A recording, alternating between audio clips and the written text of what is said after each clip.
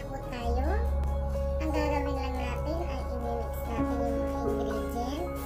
Nilagay ko na po yung cassava flour.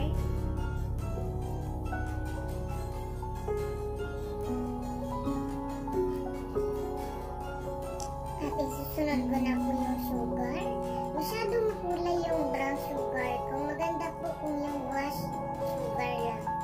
Ito masyadong makulay yung sugar ko. Ito lang kasi yung available.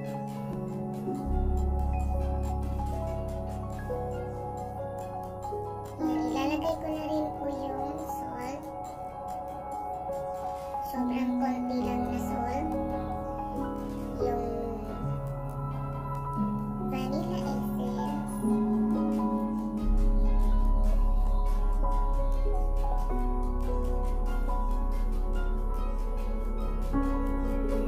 Yan, haluin muna natin.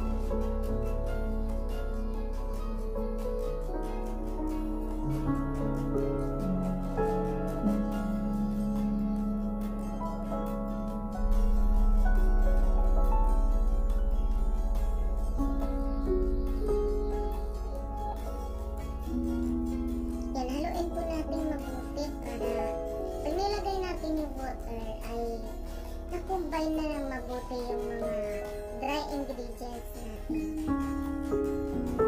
At ngayon, ilalagay na po natin yung tubig. Yan, paunti-unti lang po, hindi biglang bubos yung 1 cup ng water. Paunti-unti lang yung paglagay natin.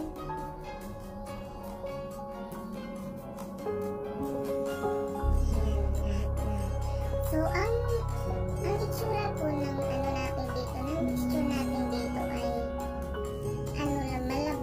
malabnaw siya at sobrang gaan lang niyang haluin kasi malabnaw siya.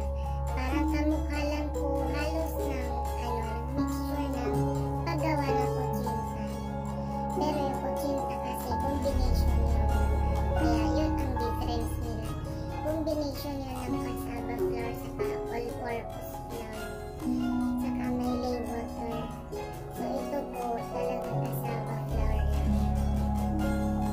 So ayan na, okay na yung ating mixture na combine na. Natunaw na rin yung asukal sa ilalim. At pag naglagay po tayo dito sa mga molds, kailangan lagi natin nahaluin bago tayo maglagay kasi yung cassava minsan naiipon sa ilalim. So maglalagay na po tayo at yung ating pong mga molds ay nag-grease na po natin yan ng cooking oil.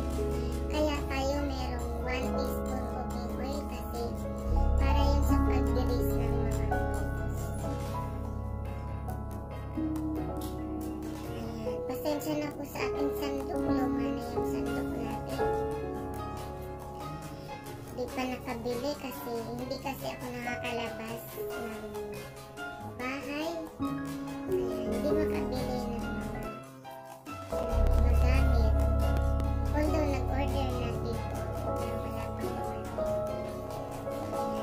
Tuloy-tuloy lang po hanggang sa maubos natin.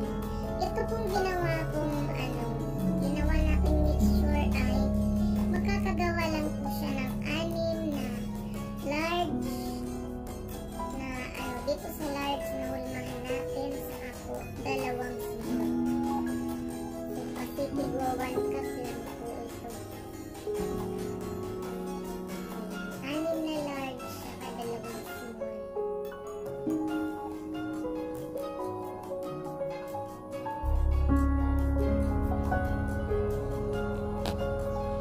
So, kung kayo naman po ay gagawa ng pang-negosyo nyo or gusto nyo ipaninda na mga pichi-pichi, pag na po kayo, i-multiply nyo na lang po yung ating ingredients. Pwedeng i-times 10 yan para marami. Diba?